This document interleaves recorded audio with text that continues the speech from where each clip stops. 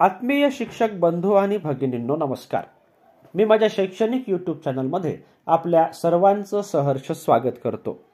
आजचा आपला व्हिडिओचा विषय हा माननीय मुख्य सचिव यांच्या अध्यक्षतेखाली अधिकारी आणि कर्मचारी यांच्या प्रलंबित मागण्यासंदर्भात एक बैठक नुकतीच झाली होती.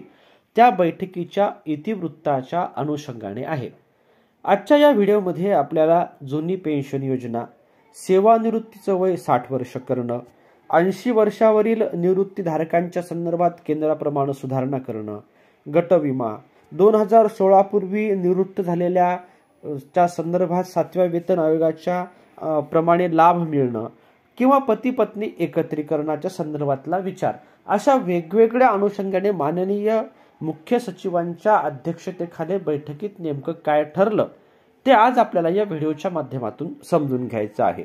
अशाच प्रकारच्या विविध शैक्षणिक बातम्या समजून घेण्यासाठी माझ्या या यूट्यूब चॅनलला लाईक आणि सबस्क्राईब करा अशी नम्र विनंती मी आपल्याला या व्हिडिओच्या माध्यमातून करतो आहे. सोबतच शालेय शिक्षण विषयक विविध शासन निर्णय परिपत्रके समजून घेण्यासाठी डिस्क्रिप्शन बॉक्समध्ये विविध प्रकारच्या लिंक्स या उपलब्ध आहे, त्याचाही वापर आपण करू शकता. आता आपण हे जे इतिवृत्त आहे ते समजून घेऊया. सामान्य प्रशासन विभागाच्या माध्यमातून हे इतिवृत्त आपल्या समोर आलेलं आहे. 16 नोव्हेंबर 2023 हे इतिवृत्त माननीय अपर मुख्य सचिव, प्रधान सचिव, सचिव, सर्व प्रशासकीय विभाग, मंत्रालय, मुंबई यांना पाठविलेला आहे. या पत्राचा विषय आहे माननीय मुख्य सचिव यांच्या अध्यक्षतेखाली अधिकारी आणि कर्मचारी यांच्या प्रलंबित मागण्यांबाबत आयोजित बैठकीचं इतिवृत्त आहे.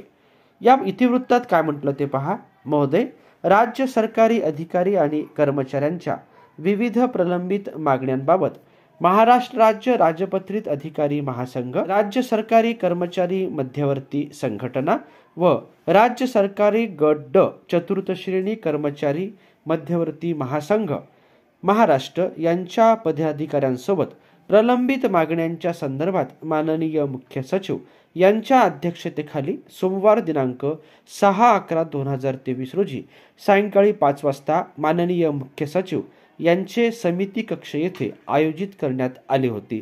सदर बैठकीचे इतिवृत्त पुढील आवश्यक त्या कार्यवाहीस्तव सोबत जोडण्यात येत आहे, असं कक्षाधिकारी महाराष्ट्र शासन यांनी या पत्राच्या माध्यमातून कळवलेलं आहे. आता जो मुख्य भाग आहे तो इतिवृत्ताचा, जे विविध प्रकारचे विषय होते त्या विषयाला अनुसरून नेमकी काय चर्चा झाली हे आता आपण समजून घेऊया.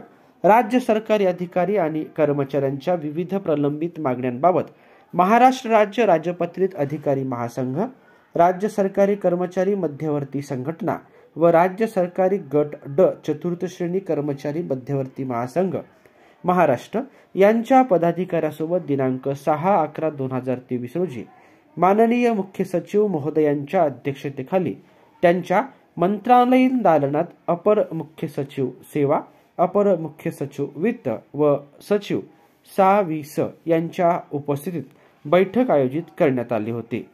सदर बैठकीत खालील विविध प्रलंबित मागण्यांच्या अनुषंगाने सविस्तर चर्चा करण्यात आली. तसेच माननीय मुख्यमंत्री महोदयांकडे महत्वाच्या प्रलंबित मागण्यांबाबत चर्चा करण्यासाठी बैठक प्रस्तावित करण्यात येईल असे बैठकीत नमूद करण्यात आले. तसेच बैठकीच्या शेवटी माननीय मुख्य सचिव यांनी सर्व संघटनांच्या अधिकारी पदाधिकाऱ्यांना आगामी अधिवेशनाच्या पार्श्वभूमीवर संप अथवा आंदोलन न करण्याची विनंती केली. पदाधिकाऱ्यांनी या संदर्भात संघटनेच्या सर्व सदस्यांशी विचार विनिमय करून सकारात्मक निर्णय घेण्यात येईल असे सांगितलेले आहे. आता कोणत्या मागण्या संघटनेने केल्या आणि माननीय मुख्य सचिव साहेबांनी या संदर्भात कोणते निर्देश दिलेले आहेत, त्या संदर्भात संबंधित विभाग कोणता राहील हे आपण या माध्यमातून आता समजून घेऊया. पहिली मागणी होती राज्य शासनाच्या सेवेतील रिक्त पदे कंत्राटी पद्धतीऐवजी नियत मार्गाने समय मर्यादित भरण्याबाबत होतं. याबद्दल काय म्हटलंय ते पहा. वित्त विभागाने मंजूर केलेल्या आकृतीबंधानुसार पदभरतीबाबतची कार्यवाही विविध विभागाकडून करण्यात येत असून त्यानुसार राज्यात 1.5 लाख पदे भरण्याबाबतची कार्यवाही सुरू आहे. जुनी पेन्शन योजनेसंदर्भात काय म्हटलेला पहा. जुनी पेन्शन योजना लागू करणे, समितीचा अहवाल दिनांक 20/11/2023 पर्यंत प्राप्त करून घेऊन पुढील आवश्यक कार्यवाही करण्यात यावी. दिनांक 31/10/2005 पूर्वी जाहिरात दिलेल्या अधिसूचित केलेल्या पदांवरील नियुक्त्यांना महाराष्ट्र नागरी सेवा निवृत्ती वेतन नियम 1982 अंतर्गत समाविष्ट करणे, तपासून कार्यवाही करावी असं अतिरिक्त मुख्य सचिव वित्त विभाग यांना सांगितलेलं आहे. सेवानिवृत्तीचं वय 60 वर्ष करावं, हा प्रस्ताव विचाराधीन आहे असं म्हटलेलं आहे. अतिरिक्त मुख्य सचिव सेवा यांना याबद्दल कळवलेलं आहे. 80 वर्ष व त्यावरील वयाच्या निवृत्ती वेतन धारकांना मिळणाऱ्या अतिरिक्त निवृत्ती वेतनाचे दर केंद्राप्रमाणे सुधारित करणे, प्रस्ताव तपासून सादर करावा असं सांगितलेलं आहे. सेवानिवृत्ती उपदान, मृत्यू उपदानाची अर्थात ग्रॅज्युटीची सध्याची ₹14 लाख ही कमाल मर्यादा केंद्र शासनाच्या धर्तीवर 20 लाख रुपये करणे, प्रस्ताव सादर करण्यात येईल असंच म्हटलेलं आहे. राज्य शासकीय कर्मचारी गट विमा योजना 1982, अधिकारी कर्मचाऱ्यांच्या गट विमा हप्त्यामध्ये 7व्या वेतन आयोगाशी सुसंगत सुधारणा करणे, प्रस्ताव तपासून सादर करावा असं म्हटलेलं आहे. निवृत्ती वेतन अंशराशी कनर पुनर्स्थापना कालावधी 15 वर्षाऐवजी 12 वर्ष होण्याबाबत तपासून कार्यवाही करावी असं या ठिकाणी दिसते आहे. 7व्या आयोगाच्या अनुषंगाने कर्मचाऱ्यांसाठी घर बांधणी अग्रिम कमाल मर्यादेत वाढ करावी, तपासून कार्यवाही करावी असं अतिरिक्त मुख्य सचिव वित्त विभाग यांना या ठिकाणी म्हटलेलं आहे. केंद्राप्रमाणे वाहतूक भत्ता मिळावा, प्रस्ताव तपासून सादर करावा. महागाई भत्त्यात केंद्र शासनाने वाढ करण्याबाबत लवकरच कार्यवाही करण्यात येईल, अर्थात महागाई भत्त्यात ही वाढ झालेली आहे. प्रशंसनीय कामाबद्दल आगाऊ वेतनवाढ देण्याविषयी वर्ष 2006 ते 8 या कालावधीतील आदेशाची अंमलबजावणी करताना संबंधितांची 6व्या वेतन आयोगानुसार वेतन निश्चिती होणे आवश्यक आहे. माननीय न्यायालयाच्या आदेशानुसार कार्यवाही करण्यात येत आहे. सन 2016 पूर्वी निवृत्त झालेल्या अधिकारी कर्मचारी यांना केंद्राप्रमाणे काल्पनिक वेतन निश्चिती करून 7व्या वेतन आयोगाप्रमाणे सुधारणा करावी, कार्यवाही करण्यात येत आहे असं म्हटलेलं आहे. सेवांतर्गत आश्वासित प्रगती योजनेतील ग्रेड पेची 7व्या वेतन आयोगांतर्गत S20 ग्रेड पे 5400 मर्यादा काढण्यात यावी, कार्यवाही करण्यात येत आहे असं म्हटलेलं आहे. मंत्रालयीन लिपिक टंकलेखक संवर्गातील कर्मचाऱ्यांचा 7व्या वेतन आयोगानुसार ग्रेड पे सुधारित करण्याबाबत प्रस्ताव तपासण्यात यावा असं म्हटलेलं आहे. उत्सव अग्रिम मर्यादेत वाढ करणे, प्रस्ताव तपासण्यात यावा.